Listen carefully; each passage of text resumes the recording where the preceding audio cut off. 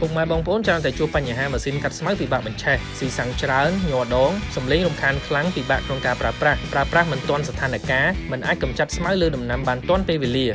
ម៉ាស៊ីនកាត់ស្មៅសាំងលីម៉ានីកាសា NK411 ជាម៉ាស៊ីនកាត់ស្មៅដែលស័ក្តិសមបំផុតសម្រាប់ពុកម៉ែបងប្អូនព្រោះមានកម្លាំង 40.2 cc ងាយស្រួលបញ្ឆេះនិងងាយស្រួលប្រើជាមួយនឹងធុងសាំងធំចំណុះ1លីត្រអាចប្រើបានយូរម៉ោងនិងប្រើប្រាស់បានយូរឆ្នាំម៉ាស៊ីនមានកម្លាំងខ្លាំងធន់នឹងការប្រើប្រាស់ច្រើនម៉ោងដោយមិនធ្វើឲ្យកគុយនៃក្តៅខ្លាំងប្រើបានយូរម៉ោងមិនញ័រនិងមិនក្តៅម៉ាស៊ីនកាត់បន្ថយការរលាកចង្កេះអ្នកកាត់មិនត្រឹមតែប៉ុណ្ណោះវាក៏មានគ្រឿងបន្លាស់គ្រប់គ្រាន់ងាយស្រួលក្នុងការថែទាំផងដែរកាន់តែពិសេសម៉ាស៊ីននេះក៏អាចប្រើបានច្រើនមុខងារទាំងកាត់ស្មៅផ្លុំស្លឹកឈើច្រូតស្មៅបូមទឹកនិងកាត់មែកឈើជាដើមទិញម៉ាស៊ីននេះតែមួយប្រើបានគ្រប់តម្រូវការតែម្ដង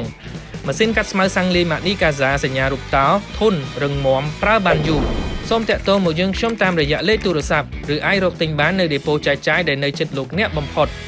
អង្គរ Garden Tool ទំនុកចិត្តគ្រប់ម៉ាកយីហោច្នៃប្រឌិតគ្រប់ផលិតផល